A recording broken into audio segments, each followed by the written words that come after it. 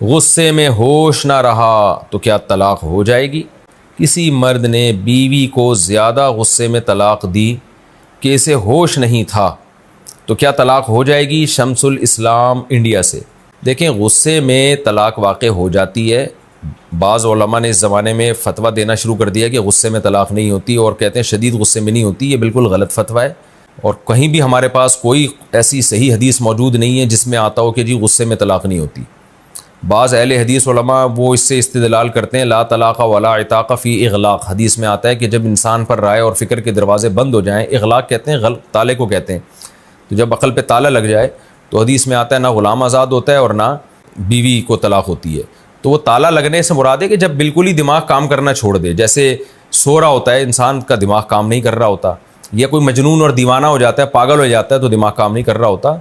गुस्से में तो दिमाग बहुत काम कर रहा होता है, तभी तो वही काम करता है। गुस्से में देखो बीवी को ही तलाक देता है, कभी अपनी माँ को नहीं गुस्से में आके तलाक कह देता। उसको पता होता है कि ये मेरी बीवी है, ये मेरी माँ है। तो तभी गुस्से में दुनिया में कहीं भी माफ़ी नहीं है। आप किसी बंदे को कत्ल कर दें तो आपको क़िसासन कत्ल किया जाएगा। अगर आप ये कह दें अदालत में मैं बहुत गुस्से में था, तो अदालत कभी भी आपका उज़र कबूल नहीं करेगी। अदालत कहेगी भाई तू जितने भी गुस्से में था, ज़ाहिर है कत्ल जब किया जाता है तो हंस खेल के नहीं किया जाता कि आओ यार चलो कत्ल खेलते हैं, ऐसा कभी भी नहीं होता।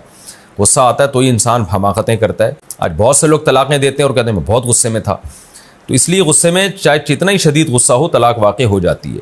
हाँ, बाज़ दफ़ा इंसान नफ्सियाती बीमार होता है, तो अगर कोई वाकई मेंटली बीमार है, कोई नफ्सियाती प्रॉब्लम है उसके साथ, बाज़ दफ़ा हमने देखा है बाज़ लोग का गुस्से में ये हालत होती है कि वो बिल्कुल ही कंट्रोल से बाहर हो जाते हैं, उनके अजीब सी कैफियत हो जाती है, वो बीमार होते हैं।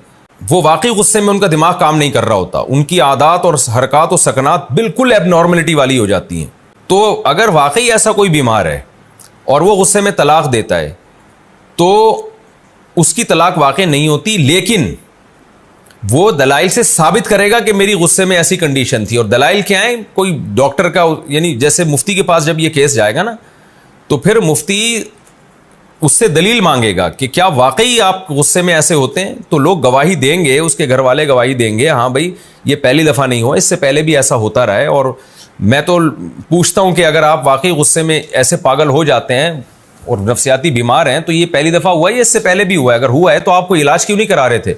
तो अगर किसी के दलाइल से ये बात साबित हो जाती है कि वाकई वो ऐसा था और उसके पास उसका एक सबूत भी पेश करे वो, तो फिर उसको ये फतवा दिया जाता है कि आपकी तलाक वाकई नहीं हुई। लेकिन ऐसे हज़ारों में 2-4 लोग ही होते हैं। ऐसा नहीं होता कि क्योंकि आज जो भी तलाक देता है गुस्से में और फिर बाद में कहता है मैं तो गुस्से में पागल हो जाता हूँ, तो ऐसे पागल तो सब पूरी कौम पागल है। इस तरह तो गुस्से में पूरी कौम पागल हो जाती है गुस्से में। ये वो वाला गुस्सा नहीं है। जो वाकई बीमारी वाला गुस्सा हो और बीमार आदमी हो और गुस्से की वजह से उसको वाकई मेंटल उसका काम करना छोड़ देता हो और वो साबित भी करे, कसम भी उठाए, और उस पर एक पूरा प्रोसेस है, वो उलमा जानते हैं। उस प्रोसेस के तहत जब किसी मुफ्ती को ये तहकीक हो जाएगी कि वाकई ये सच कह रहा है, उसमें सबूत मांगेगा उससे मुफ्ती, तो फिर उसको फतवा दिया जाएगा कि ये तलाक वाकई नहीं हुई है। लेकिन नॉर्मली जितना भी गुस्सा हो खूब समझ लें तलाक वाकई हो जाती है।